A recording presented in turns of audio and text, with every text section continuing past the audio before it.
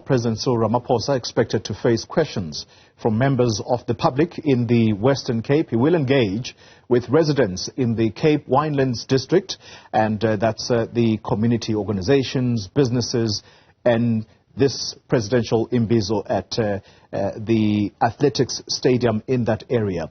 He will be accompanied by the ministers in the trade and industry and competition, that's Ibrahim Patel, the Western Cape Premier Alan Winde, among other provincial government authorities. Well, let's speak now to our reporter, Athi Mtongana, who joins us live from that area. Athi, good morning to you. It's going to be a very interesting one, this particular gathering, because the President will have in tow the Premier of the Western Cape, someone who's not shy to criticize the very President in whose government he leads. What might be the turn of events there?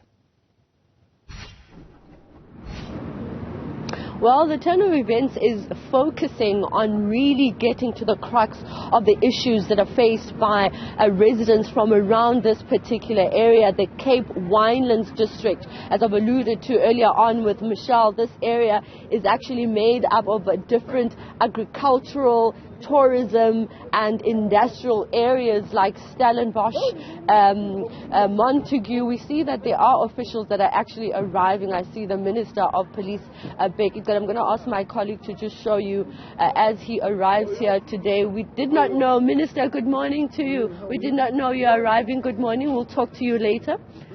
Thank you. That's the Minister of Police, Goli. We've been seeing many other officials walking into the Drakenstein municipality.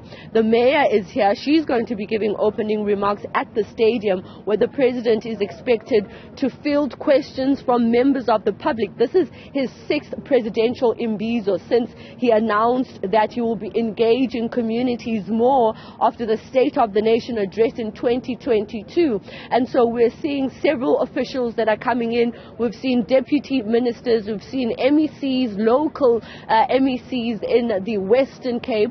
As you pointed out, the Premier of the Western Cape is going to be there, and he's not shy to obviously make statements that opposing what national government says. Particularly, you'll know that issue of the President of Russia, but I digress. I do have with me the MEC for Human Settlements, and that is Tertius Simmers, who's going to talk to us about this particular project that the presidency has pointed out to in their statement, boasting that in Vlakkeland that they have invested about over 200 million to build houses there in that particular informal settlement. Talk to us about whether you as local government get involved when national government partakes into a project of that nature to build houses for people in the Western Cape. Well, indeed, Vlakkeland is one of the 2 projects in the Western Cape which is defined as a catalytic project.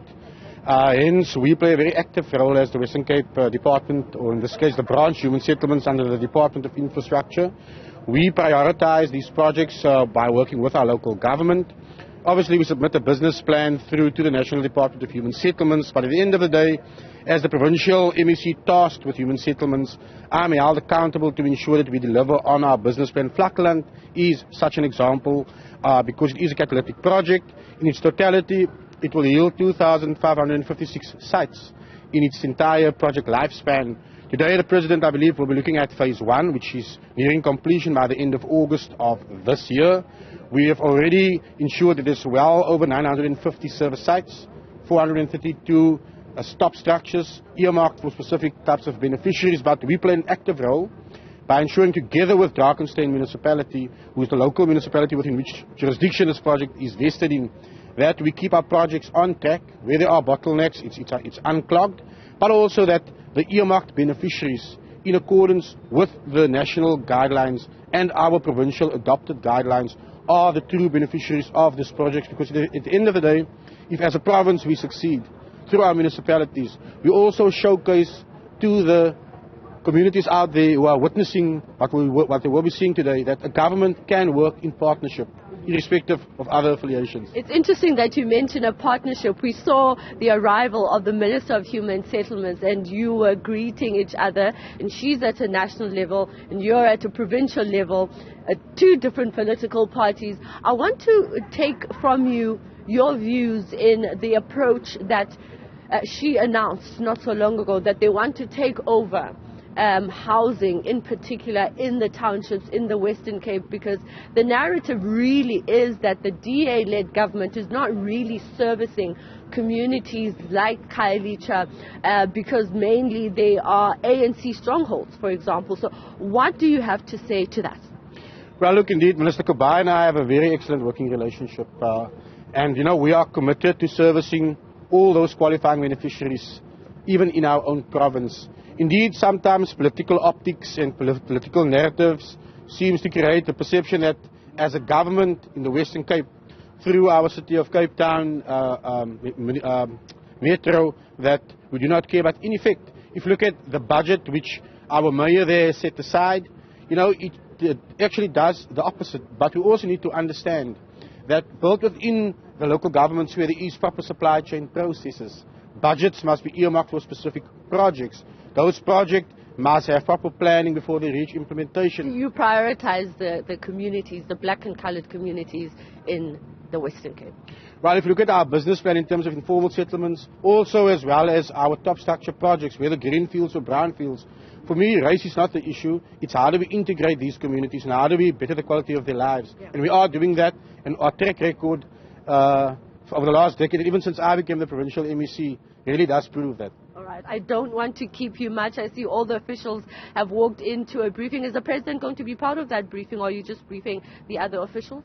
Well, I believe we are being briefed, and the President might be joining us at a later stage. All right. Thank you so much for your time. Tricia Simmons, the MEC for Human Settlements here in the Western Cape, is part of the many officials that are now going into a briefing ahead of that engagement at the stadium, Goli, where the President is going to be fielding questions, as well as all these other officials from national as well as provincial government. They will be taking those questions from residents around Paarl. They'll be taking questions, of course, from organizations and businesses that really do want to engage them about issues that these communities are facing. As I've mentioned, this is boasting an agricultural industry as well as a tourism industry as well as an industrial industry. Many of the people that are living in Paarl, whom I've spoken to, saying that they are farm workers and that they really want the President to be able to touch on issues that are related to the work that they do at the several farms around this particular area. From the Cape Winelands District, Athi Mtongana, thank you very much there.